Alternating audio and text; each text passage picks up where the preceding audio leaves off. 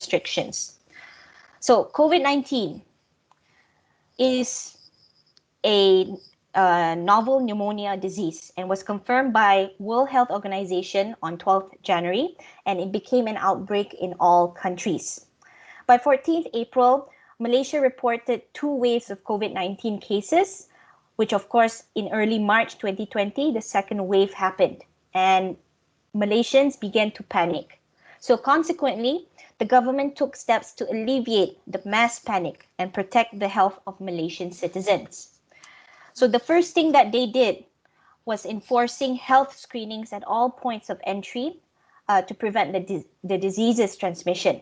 That was initially the start of how KKM, or the Ministry of Health in Malaysia, played a crucial role in ensuring maximum readiness to contain the spread of the virus.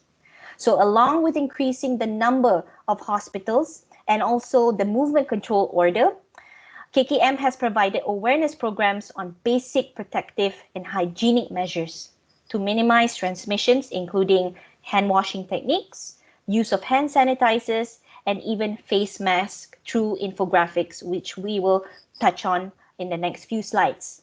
So KKM and the government had one goal, and they have to have a totally consistent message, which is stay home, keep your distance, and clean your hands.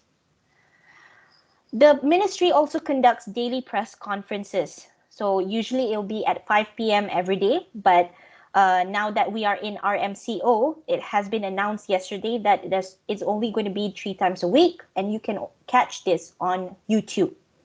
And you can also catch conference recordings and even published relevant news to make sure that Malaysians have an increased public engagement, as well as making sure that we are aware of accurate information about COVID-19. Now, we cannot say KKM before this was not using social media pre-COVID-19. They were really informing us guidelines and also information with regards to anything dealing with health, such as dengue fever, for instance. But really, social media platforms from them is not considered to be a necessity for all Malaysians during that time. That changed completely, and we must commend the corporate communications unit of KKM for working so hard in ensuring that we get the latest news and information with regards to COVID-19, and it is being shared consistently. Their social media platforms are now the go-to platforms to be visited every day. So the ministry tries to be transparent in handling this pandemic by providing sufficient and also up-to-date information to the public through platforms such as Facebook, Instagram, and even Twitter.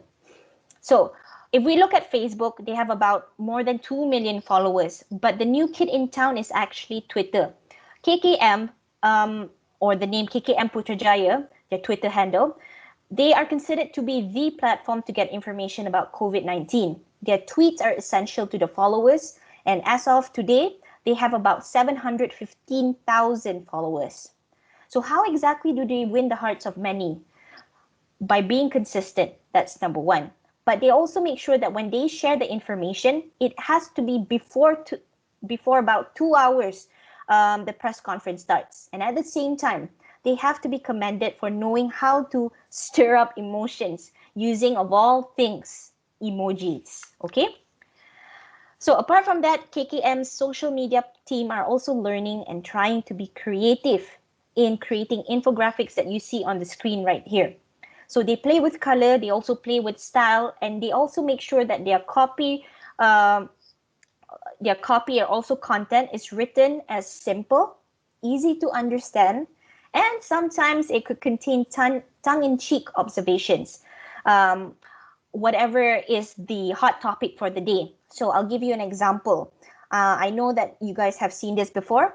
They made an infographic for parents to how to play safely with their kids. And one of the advice is to use Doraemon's voice. Okay, so some say that this is a move to poke fun at what happened with the Ministry of Women, Family and Community Development's previous campaign to ask wives to be sweet and cute like Doraemon. Okay, so apart from that, we're also going to look at challenges. So obviously, when we are dealing with a pandemic like this, obviously there will be some challenges. And during this pandemic, it's a wave of fake news and viral hoaxes.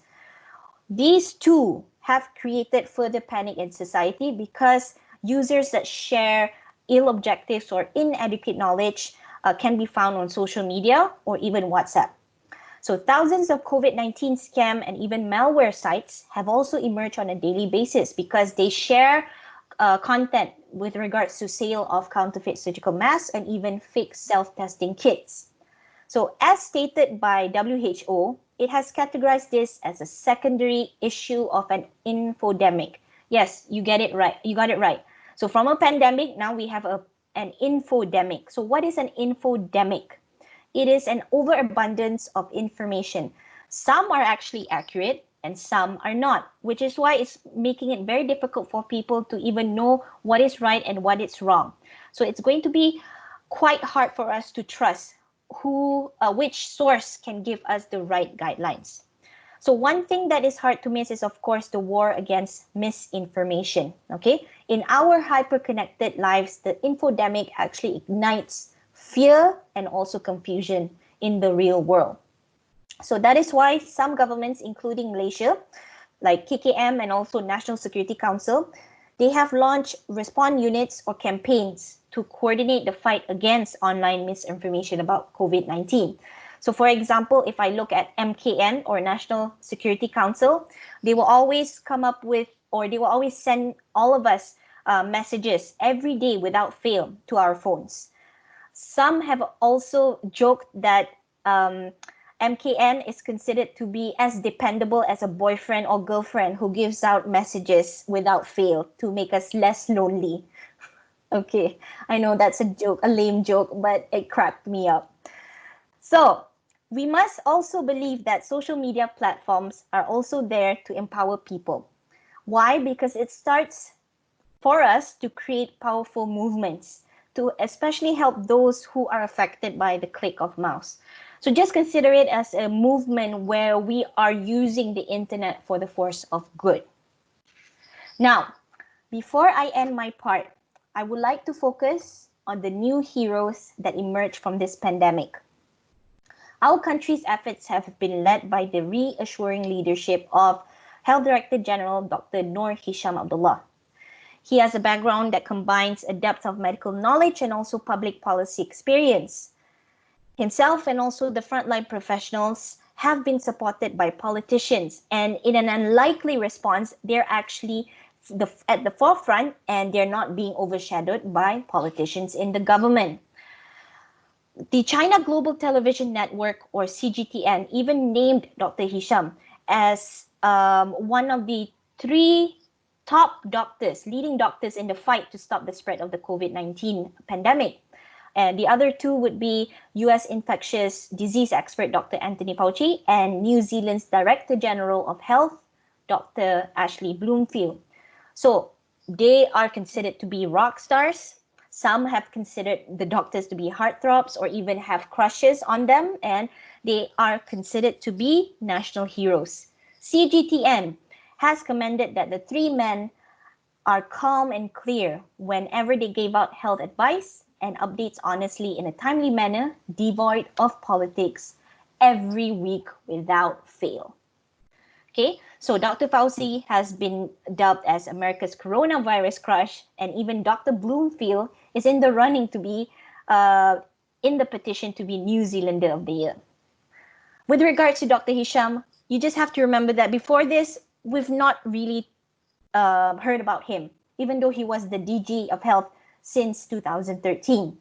So a quote from journalist A. Kathiresan said that every time I see him, I feel reassured. The man has been a tower of strength for so many Malaysians.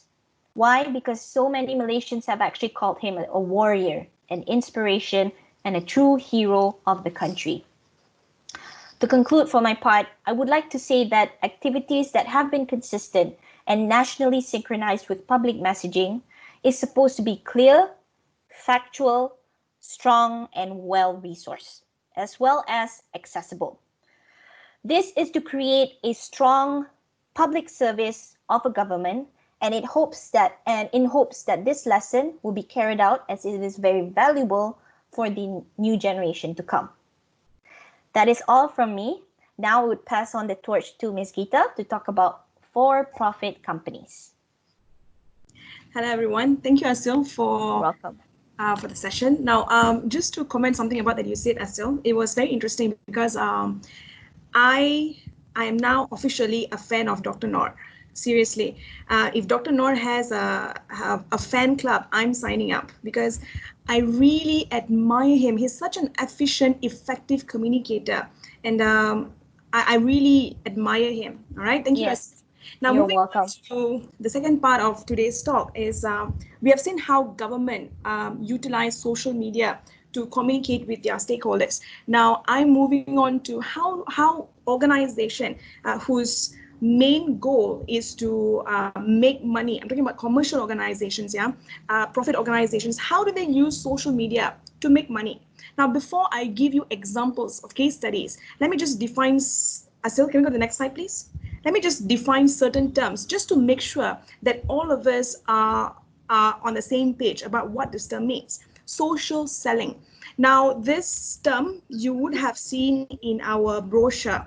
And let me just tell you what comprises social selling.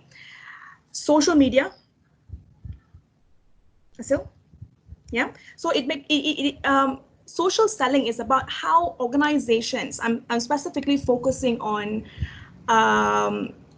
commercial organizations, how this organization use social media for consumer engagement. When I talk about consumer engagement, I'm talking about things like the likes, the hearts, the shares, the followers, the retweets, and all of those stuff. Those things are social media engagement. Now, social selling is how organizations use social media to engage with their consumers, and hopefully this engagement should ultimately lead to the money. Now, this is the purpose of how commercial organization, profit organization do or engage in social selling. If your social media effort it's not generating revenues, then there's something that we need to rethink. Now, in doing this, sorry guys, before that, if my connection is you're having trouble with my connection, please let me know. Yeah, all right. Now, so social selling, how organizations use social media to engage with consumers and hoping that this engagement should lead to revenue. And in doing this, there are three parts to it. The first one, the platform. The platform is very important. I'll speak about it in a moment. The next thing is the people and the strategy. Now, if you ask me, has things changed very drastically because of COVID? Well, yes and no. Definitely, the way we market on social media has evolved drastically. But I think there are certain anchors of what makes effective marketing, the anchors of marketing, the anchors of effective marketing is somewhat still the same. It's still about the people. Effective marketing is about how do you use the right platform to communicate with the right people using the right strategy. And if we can do this, whether it's COVID or it's no COVID, that's effective marketing. But this whole thing, we need to keep in mind that it is now being shadowed by COVID. All right. Now, moving on to the next slide, please, Asil. Thank you. Now, the first thing that I told you, what makes effective marketing is the platform.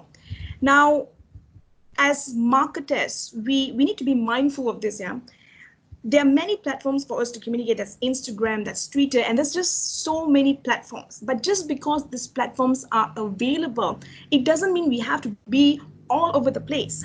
Now, we must remember that different platforms have different resources for different goals. And utilizing these resources for our business should ultimately lead to revenues for our business. Okay, now for example, I'm going to give you an example of Burger Lab. Yeah, but before that, let's compare Facebook and LinkedIn, for example. They're both social media, but it's not suitable for every type of organization. If you are reaching out to professionals, then maybe you want to engage in platforms like LinkedIn, or else, unless it's going to help you to reach out to your key stakeholders, maybe you shouldn't be on that thing. Now, Burger Lab is one of those organization that they were almost in every platform. They were on Facebook, they were on Twitter, they were on Instagram. They were all over the place, but they did a good job.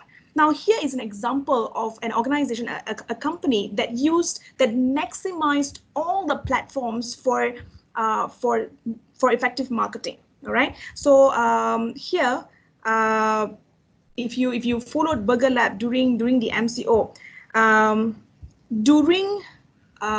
sorry, if I'm not mistaken, within 3 days after MCO was announced, Burger Lab actually created a microsite to introduce a new service where you can actually pick up your order. All right. So it was just 3 minutes. Sorry, not 3 minutes. 3 days. Within 3 days, they built a microsite to introduce a new service. All right. And then they used various social media platforms such as Instagram, Facebook, and various other to make sure that the message goes out. Now here, Asil, next. Asil, next. Okay. So here we see is one of the post on Burger Lab's Insta stories, where they included the countdown timer to have a sense of urgency to their posts. Now, earlier I said different platforms have different resources. Now, things like this, to instill a sense of urgency, may not be possible to other platforms. But if this thing is important for your business, it's effective for your business, then maybe you should be on this platform that will enable you to use functions like this. All right. So that's a platform. I would like to conclude this part. Just because these platforms are available, it really doesn't mean we have to be all over the place talking all the time, because talking too much, overusing or misusing social media is one of the best way to lose your followers. All right, moving on to the next slide, Asil. All right, I'm going to combine the next two platforms, the next two components here, the people and the strategy. It goes hand in hand. Now, earlier when I was telling you what social selling is, it's about social media efforts that will eventually help you to engage with your audience, and hopefully that will lead to revenue. Now, Asil. Okay, now let's just consider the video marketing now, okay? Everyone can make a video these days. Everyone, and almost everyone is doing it. Now, just because it is possible, it is doable, my next question is, Asil, how many of this content is actually generating consumer engagement that leads to sales? Because if you are posting videos and whatever content it is on social media, but nobody is following, it's not generating consumer engagement, which should lead to sales, then maybe there's something that we need to rethink about. All right, now I'm an academic. Data is very important for me. All right, so I'm quoting one of these research findings. It's not a very new research. It's about 5-year-old. Content is a significant driver when it comes to consumer engagement. Now, I said earlier, anyone can post a video, but it's not the video. This content may not be the kind of content your audience wants to follow. I mean, ask yourself, when you choose to follow someone on Instagram, why do you choose to follow them? Maybe they're your friend. That's a different story. But most of the time, when we choose to follow certain organization, it's because it's because of the content. We want to know what are they up to. We want to share their stories and stuff like that. It's the content that actually pulls us to want to follow them. That is something that leads us to consumer engagement. All right. Now, the next thing in this whole, so I'm going to focus more on content strategy, because on social media, content is one of the driving force that will help you to engage with your audience. Now, when it comes to content, I notice two shifts. One is shift in content type, and I'm going to give you an example of Foodie. Now, just a bit of an introduction of Foodie. This company is a food-based media company. Basically, they give you a recommendation of what to eat. So can you imagine, it was during MCO, their business, their Foodie, their main business is to go to people's cafe, take nice videos, post it on their social media, and then just give you an idea that, hey, maybe you want to check out this thing, maybe you want to go and eat at this place. But now restaurants are closed. They cannot go to cafes to make videos. So what do? I noticed one of the first thing is there was a shift in terms of their content type, where videos was now being replaced by photos and articles. Asil? Okay, I'm not saying that Foodie didn't have articles or photos before MCO, before this whole crisis. They had it, but because of MCO, where restaurants were closed and Foodie couldn't go to these cafes to shoot videos, they had to lean towards the other type of content. So before that, they were massively relying on videos. But after the crisis, or even now during the crisis, they're actually moving towards articles and photos. All right. So there was a shift in terms of content type. Next. I also realized that the content of their post were also changing. Before COVID, before the crisis, they would usually go to cafes and even popular stores to make videos of what they have. But ever since the crisis, they have shifted a little in terms like from shooting at cafe, because now cafes are closed. They cannot go into cafes. So from that, they're now moving into home recipes. If you are following Foodie, you would realize that they actually share recipes on how to do certain things. Now that is a shift in content type. And lastly, one of the interesting thing that I realized about Foodie is, Asil, all right, they added value to consumers' conversation about their brand. So now, when people talk about Foodie, they're not just talking about, hey, what they recommended and things like it. It wasn't just about that, but there's a value to the conversation every time when people talk about Foodie. And what happened was, during MCO, where local business was severely suffering, foodies stepped up to help to promote local businesses like hawker stalls and things like that. And their hashtag was, if I'm not mistaken, support local business. I think that's the hashtag. And here, it's not just about the company's goal, but they really added a social value to their selling. So social selling. All right. So that's the first type of shift. Next one, Asil. I also noticed they had some companies had a shift in terms of their content source. Now I'm going to give example of a company here, Cupshe. Now Cupshe is basically a clothing brand. They sell bikinis and stuff like that. Now Cupshe did not adapt to this strategy. So user-generated content. It was not new to Cupshe, but Cupshe did so well even before the crisis because I don't know. Okay, not because Cupshe had an effective approach to UGC, user-generated content, and that actually created an excellent social media presence for them. And they've been doing well even before the crisis, during the crisis, and even right now. Now, if you look at this picture on the slide here, if you look at the bit of description over here, you see tag Cupshe to be featured.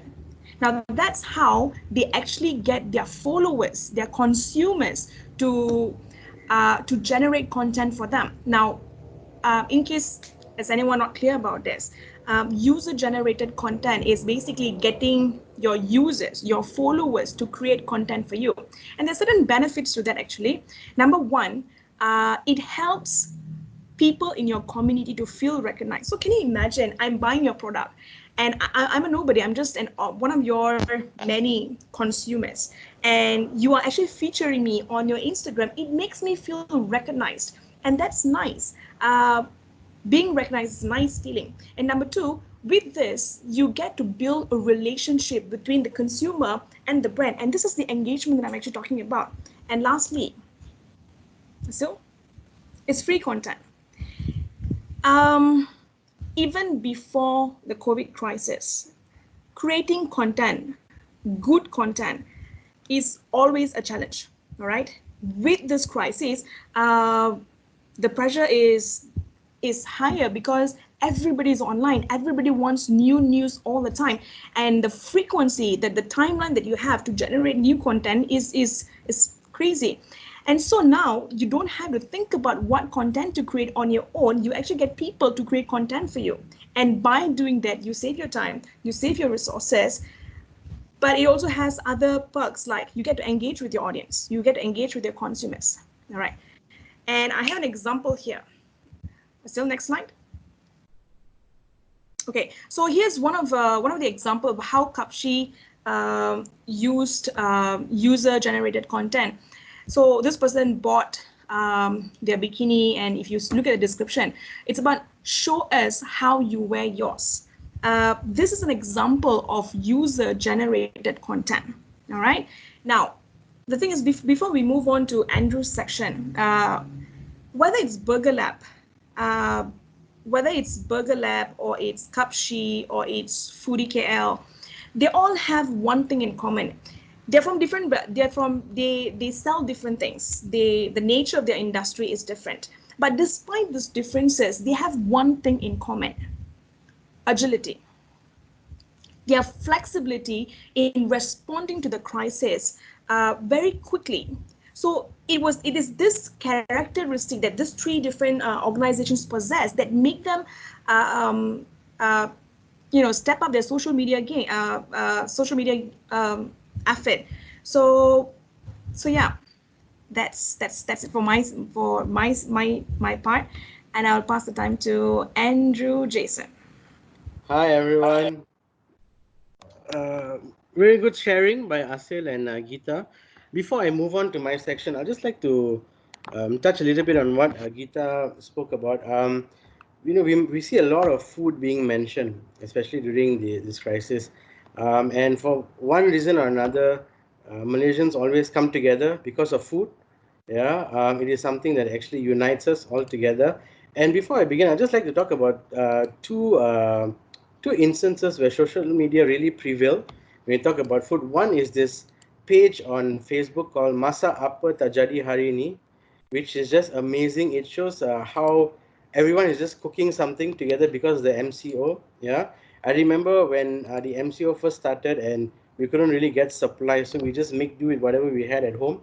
I remember making bread at home. I never made bread my entire life, and it was just so interesting. And the page right now has 1.9 million members who share content on a daily basis.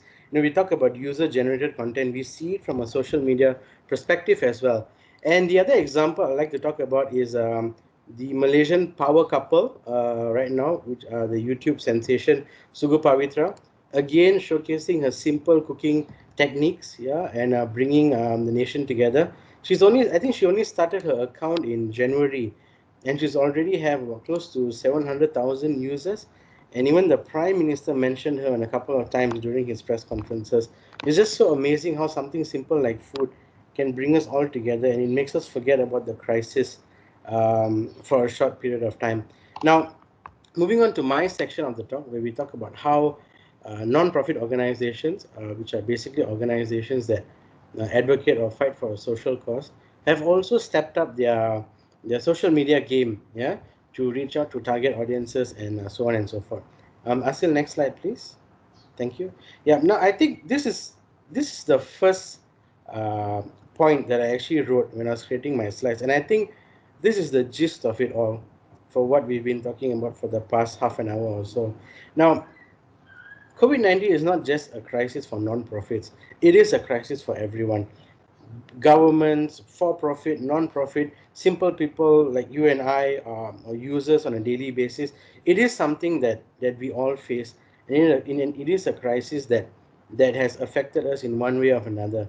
Now, when we think about non-profit organizations, they often rely on their relationships with local news stations or traditional media in order to get certain content out. In public relations, we learn that non-profit organizations depend on their media relationships with all these different publications or media houses to get information out. However, because of COVID-19, a lot of restrictions have come into the picture, and this has forced a lot of non-profit organizations to rethink their media plans and strategies as we prepare for the new normal. Yeah, and because of social distancing, it means that there were no press conferences, studio appearances, interviews, events, and so on and so forth. And I think this ultimately, one way or another, encouraged or persuaded a lot of non-profit organizations to actually go online and put out content online, and now more so than ever reach out to their target audiences. We'll move on to the next page. Yeah, and we see how social media has come into the picture. Now, a lot of NGOs have actually leveraged on these social media platforms to ensure that whatever messages that they have created, whatever plans that they've had, especially on social and health related issues, reach larger communities. Now, it's not just about news and advisory, we also talk about emotional support. Now, during the pandemic, we see the rise of mental health issues.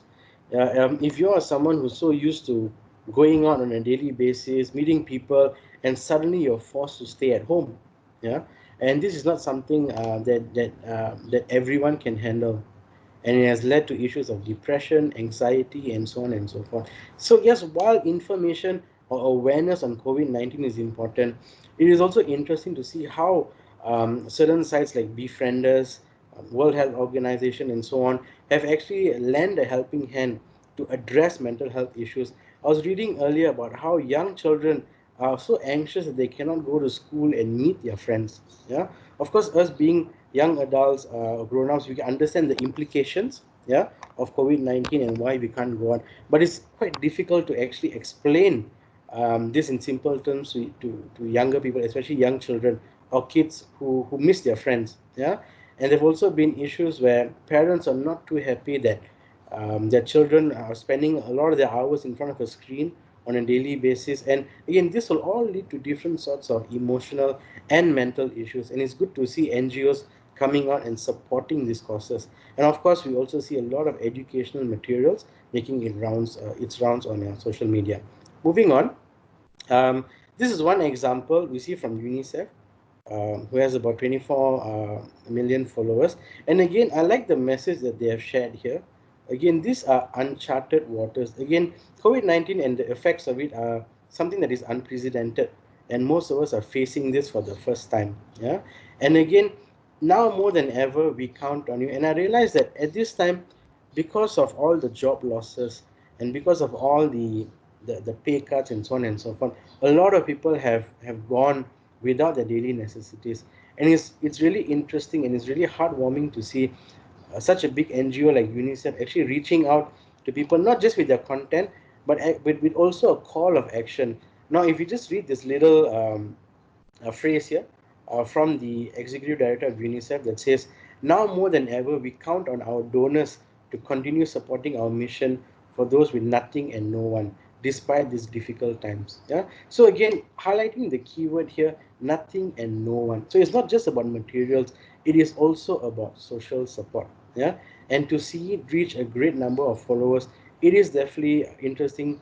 It is definitely fascinating to see the power of social media in making these changes. Moving on, now this is something that I found really fun doing my research, and I'm not sure if you have seen this imagery on the left, but it's basically tips on how you should wash your hands. Yeah, where medical professionals have actually said that you need to wash your hands for a minute or so, for at least a minute or so.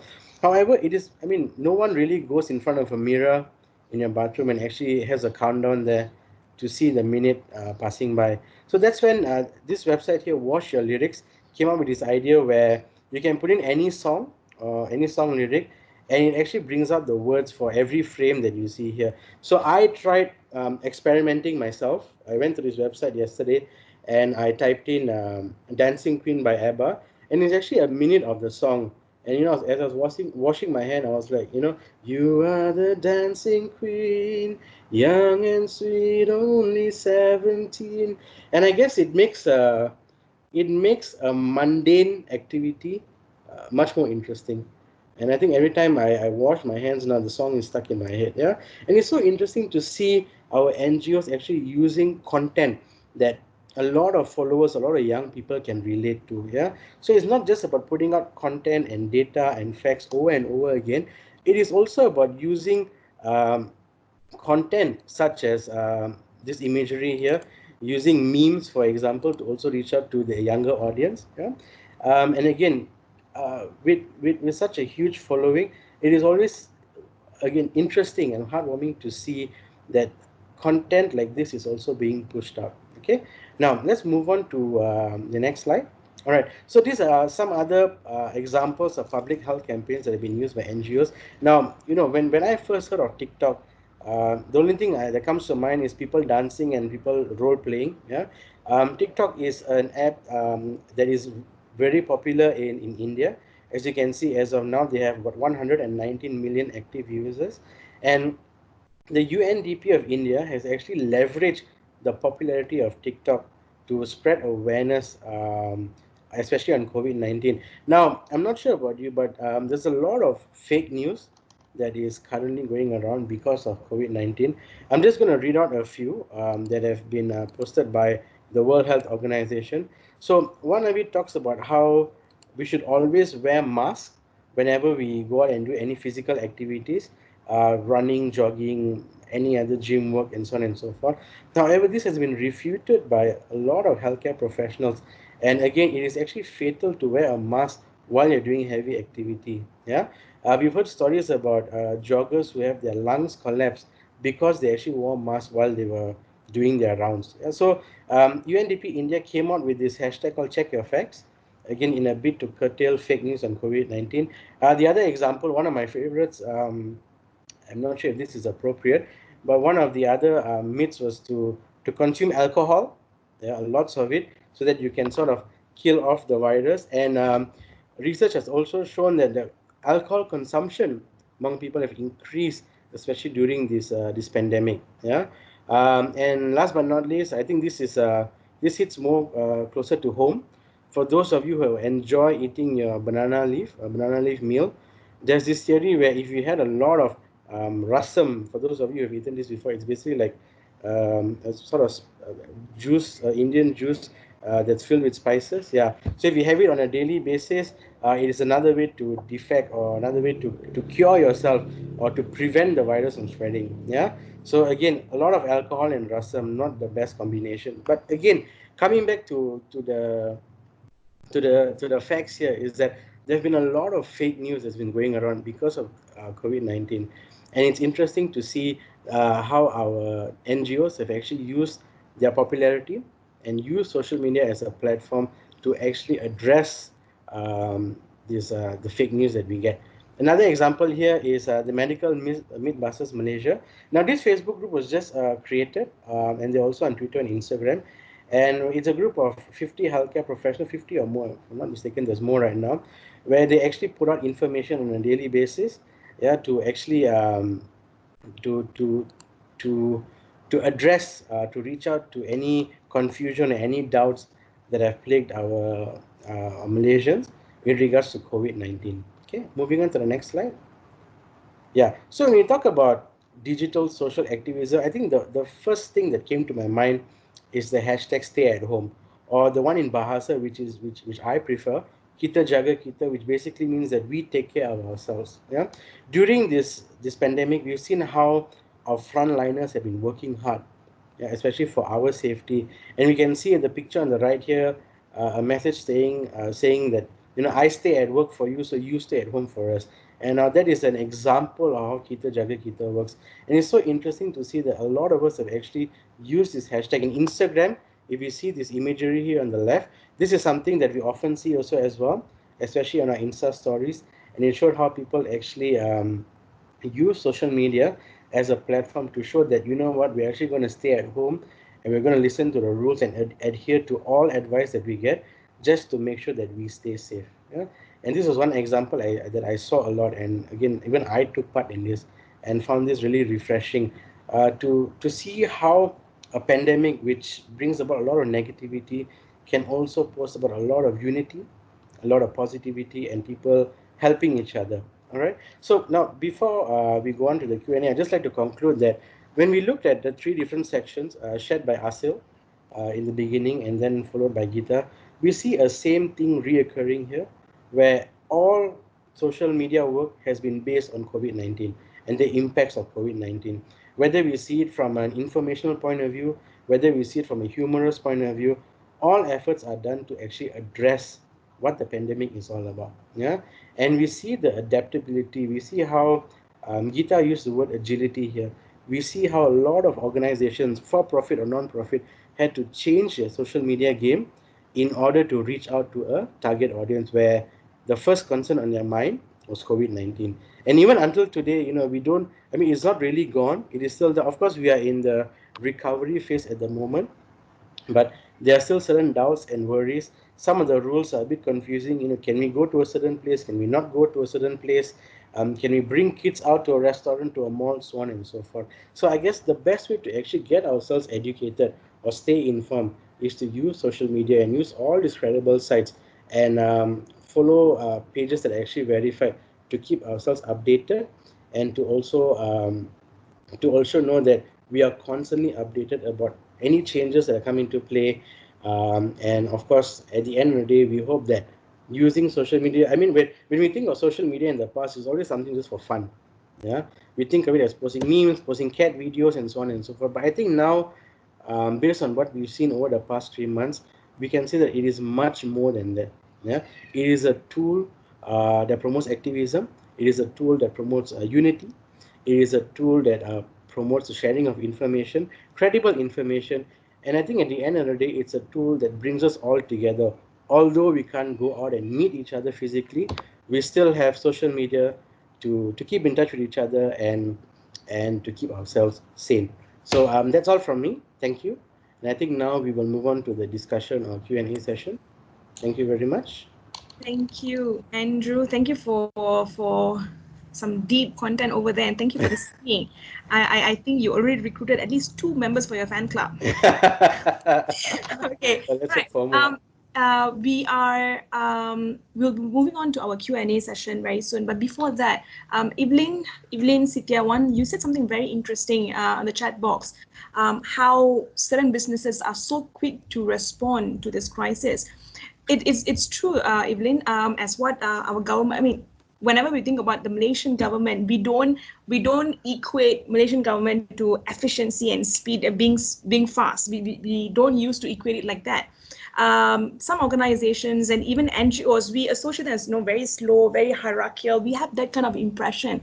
But see what COVID has done to us. Now, for in our meets, we actually have various people from different who has different expertise. I have my bosses here. I have my boss here. I have my awesome colleagues and wonderful students, and even some people from our own marketing team. Let me just point this out here. Change in an organization is one of the hardest thing. Now, for any bosses who have tried to implement change, you know what I'm talking about. People don't like changes. And for sometimes, it takes us years to adapt to something. But here, because of COVID, we were forced to change. Otherwise, without this COVID, we might not have changed. But for those people who think that COVID crisis and all that stuff, look at it. Without this crisis, we wouldn't have changed. So there are things to be thankful for. Now, before going on to Q&A, I also want to tap onto some of your own opinion. In our midst, we have our own marketing people. We have our amazing marketing intern. And what do you guys think about anyone? If you have any thoughts about how you have dealt with social media marketing during COVID, this is how we'll do it, yeah? You can raise your hands. if you look at your screen, there's a small bar in front of you, and there's an option, raise your hand. If you have an idea that you want to contribute, you can raise your hand and share it with the rest of us. We can learn from each other, right? Or if you have a question, you can actually post it on your chat box. We only have 30 minutes for this. So let's start. I think I begin by addressing Dashini's question here. Yep. So Dashni asked, do you think some fast food companies failed due to their inability to change? I think if you look at fast food companies, even before the pandemic and the MCO started, they've always had some sort of delivery services linked to them, whether it's their own delivery or Grab, Food Panda, and so on and so forth. But I think if you look at businesses that failed, I think we can talk about our food trucks around Wisma Health, or all of our machis having their stalls. Now they rely mostly on face-to-face buying and selling. Yeah, and having your own delivery services, or changing setting up your own social media page is not that easy. Yeah, you may get lost in a lot of clutter. It takes a lot of people to write content for you, and so on and so forth. So I think SMEs, especially those who have been relying on face-to-face business sales, are the ones that are most affected. That's my personal opinion. Thank you. Yeah. Um, I would like to point out an example here. I'm not sure how many of you're aware of Happy Bunch. Happy Bunch, they sell flowers. They deliver flowers to you. So you can imagine how difficult business would have been for them during MCO, because things has to change. So I remember uh, listening to the discussion where the founder of Happy Bunch, she said that COVID has forced certain collaboration. So now, if you look at how Happy Bunch is actually doing their business, they actually have introduced unlikely collaboration, and that actually became their social media content. All right. Navish, you asked a question. It's related to verifying news coming. Okay, fake news. Asil, you want to take this? He wants to talk. Yeah, okay. Yeah, Go ahead, sure. Navish. Okay, hi, Miss Asil. Actually, my question is Oh, directed towards you. okay. Okay. So about a week ago on the UMNO FB page, Mm-hmm. there was a news said that our health minister, or our new health minister, Adham Baba, is among the top three health ministers in the world currently, Mm-hmm. and alongside him is the New Zealand health minister and also the China health ministers. But then this statement was not clarified or was not backed by any other news portals or on any social media or any other news media out there.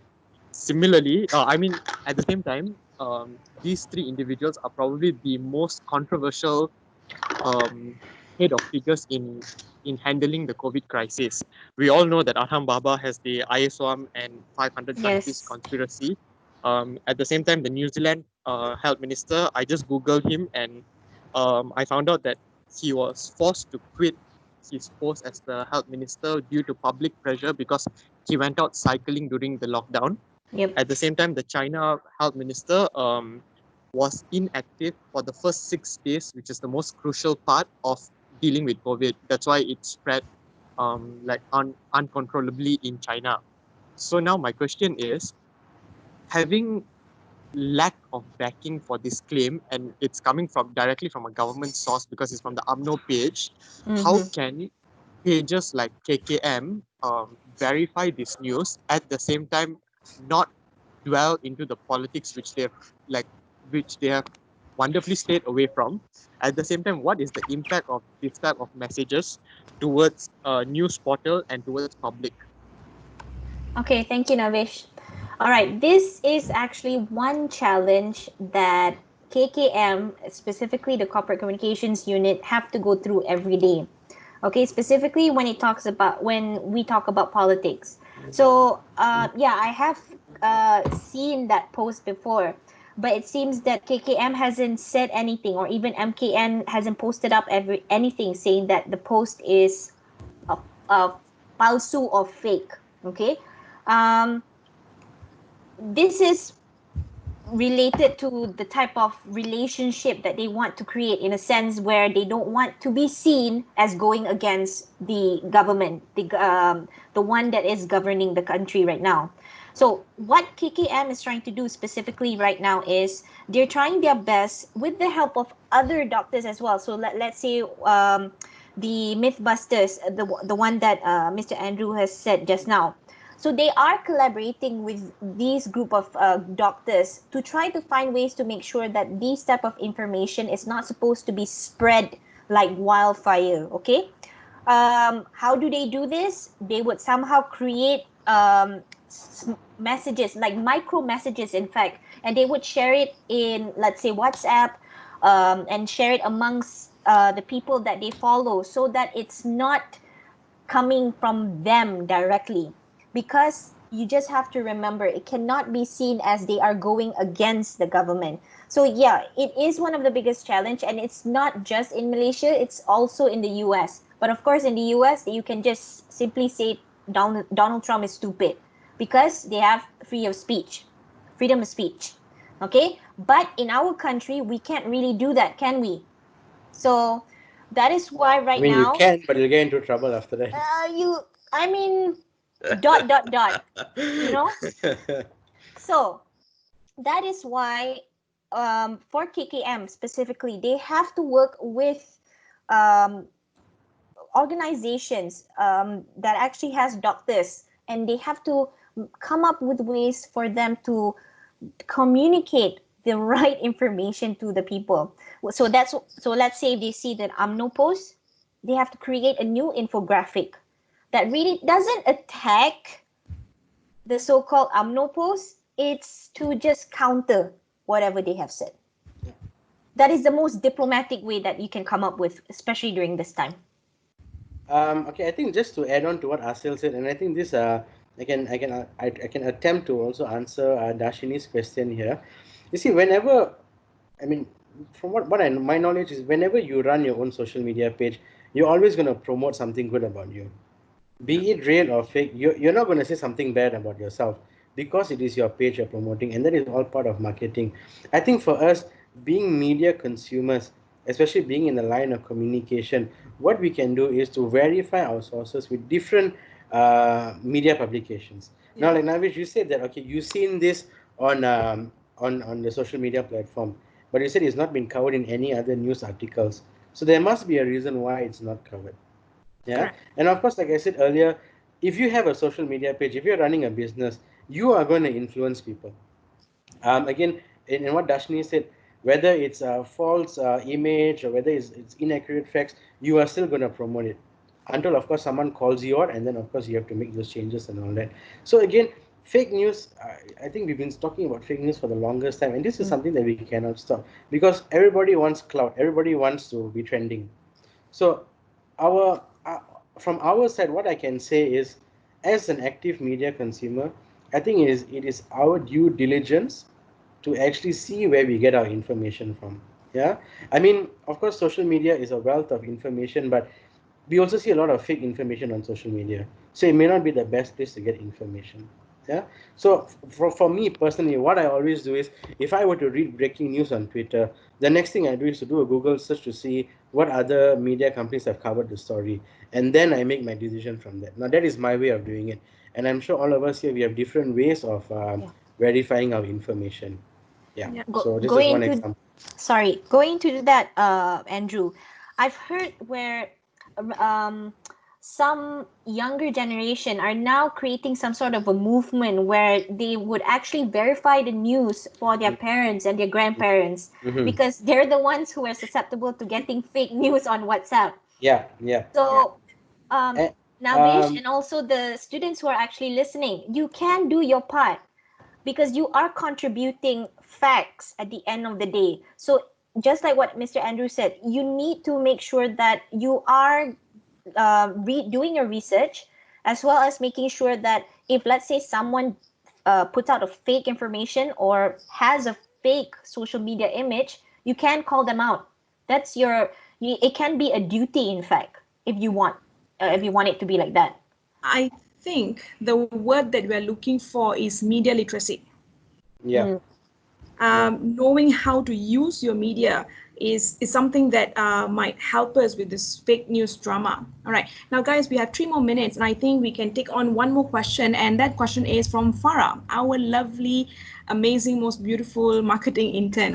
Okay, so Farah, Farah is saying that I find Farah, why not you just unmute yourself and tell us what do you think? Hi. Yeah, so when I involve posts, especially regarding our like say newsletter, or if it's just talk, or if it was that Discord stream that I had, that made the most consumer engagement that our social media pages have ever gained. So I was thinking, okay, we can do something out of this, but how do I take advantage of that without, people getting bored of it is what I'm worried about. All right. Um, Thank you, Farah, for the question. Now, I think one thing that we can consider is having a social media marketing objective. Now, social media marketing, right, it's not like an ad hoc, spontaneous thing. It's all planned out. But oftentimes, I'm not sure if we are doing this in our faculty or in Health University, Farah, but it's something for us to ponder on. Do we have a marketing plan? Do you have a social media marketing strategy? And every content that's being posted up, it has to lead to that objective. And so our question is, it's not about, hey, we have a prize to give away, let's post it up. Hey, we have an event going on, let's post it up. It's not just about that. I'm not saying you're not supposed to post that thing, but it's not just about that. We need to identify now. With this MCO COVID thing, everybody is online. So your crowd is there, your crowd is already online, but they're just not on your website. So how Yeah. can you bring them to your website? It's a I, content. Yeah, can I Andrew. just add on to what Geeta said? Yeah, so looking at content, so Farah, you said here whenever you post up the said articles about the different lecturers and people in the faculty, you get a lot of engagement. And I think the answer is there itself. It is the human factor. Us being humans, we are interested in other human beings, especially people who are close to us, who we work with. So I think it's quite natural when you post something about another lecturer or another member of the faculty, we are interested in reading it. And I think honestly, whatever content that we make, as long as we have the human element to it, I think it will get engagement, in my own personal opinion, because of the personal human engagement that we get from it. Yeah. So I understand where you're coming from. Sometimes when you put up events or quizzes and so on and so forth, it doesn't get as much engagement because maybe it is just an object at the end of the day. So maybe this is something that we can inculcate into our content strategy, where we Yeah. make it all about our human interests, human factors, interpersonal communication, and so on and so forth. Yeah, Yeah, I would thank like you. to add on to that. Yeah, so Farah, I think we want to get people to talk about us and we want to add value to that conversation about our brand. What value are we adding on? That's the question that we have to ponder on. So the time is 1 o'clock. Asil, Andrew, do you guys have any one last thing to say? I think there are a few more questions. Maybe we can just do a quick fire round on this. So Evelyn asked, how do we draw in people if they are not on your website? Now, I think what we learn in mass communication today is that you don't search for information, information searches for you. Yeah. Yeah, and I think that is how we need to strategize the way we give out information. So like what we spoke about earlier, when we talk about interpersonal communication, human communication, I think these are elements that are important. So here's where we come, I mean, we don't want to go too much into marketing, but here's where we talk about targeting your audiences, Yep. having specific plans to reach out to them. And again, I think we have one question here for YouTube content. Like I spoke earlier about Sugu Pavitra, and because she's doing something where it's something that is heartwarming, where you do something in cooking, you show a family working together, you show unity, and I think that naturally draws people to her YouTube page. So I think at the end of the day, although yes, the strategies are in place, but I personally feel that it all comes down to content. Yeah. Yeah, and I And it think goes back to the human touch that you said just now, Andrew, yeah. and also the media literacy, whatever you said just now, Geeta, because we have so much information right now. And the thing is, how do we quiet the noise? Yeah. And Yeah. the best part about us, okay, it's not the best part, but the one thing that actually connects all of us together when we are stuck at home is the fact that we want to hear stories from people who are going through something of the same nature as us. Yeah, We don't want to exactly. see, so for instance, Ruben, YouTube content, right? I don't want to see a person who showcases all their branded bags during this difficult time. What I want to see is someone who's very humble to showcase how she cooks curry, Yeah. for instance. Yeah. So So at the this end of, yeah, yeah, so this comes down to essentials versus non-essentials. yes, As Yeah. simple as that. Yeah. So we used to complain about gatekeepers. With gatekeepers, this was 100 years ago when I was a student. Like, hey, we talk about gatekeepers. So these gatekeepers, they filter information so that we don't have problems like fake news, at least not all the time. Now, gatekeepers are removed because of the internet, and now we have a different problem: fake news. The thing is, with gatekeepers we complain, without gatekeepers we complain, no fake news we complain, with fake news we complain. The thing is, it all boils down to us as consumer. We need to be active consumers, smart active consumers. All right, so time is 1:03. Before we wrap up, I want to thank a few, I want to thank all of you. I want to thank our bosses, Dr. Andy, for creating this platform for this discussion. Thank you for all our colleagues, Ms. Darshini, Mr. Raben, Ms. Joyce. Thank you for coming over to support us. It's our first talk. We were actually very nervous about it. Yeah. Thank you, yeah, our amazing intern, for looking into all the technical parts of it. Thank you for former students like Navesh who came back to support us. Thank you for our existing students for yes. being our faithful. Taking your time. Yeah. So thank you so much. I think there's another talk happening next week, right? Actually at 3, I think, right? Today there's another talk by our Dr. Andy. Dr. Yeah. Andy, promote your event. Dr. Andy, do you want to promote your event here? You have a crowd here. Unmute yourself, Dr. Andy. Oh, On it's Facebook. Yeah. Okay. Okay. Be sure to tune in, people. All right. Tune in to meet up to listen to our Dean, Dr. Andy. And next week we have Mr. Tak to talk about something else. And Mr. Tak, do you want to do a promo here?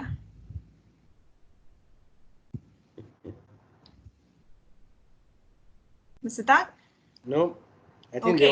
they wanna keep the suspense alive. All right, guys. Right. Thank you Okay. so much once again. Thank you, Bye-bye. everyone. Take Thank care. you so much, Bye. everyone. Stay See safe. you. Bye.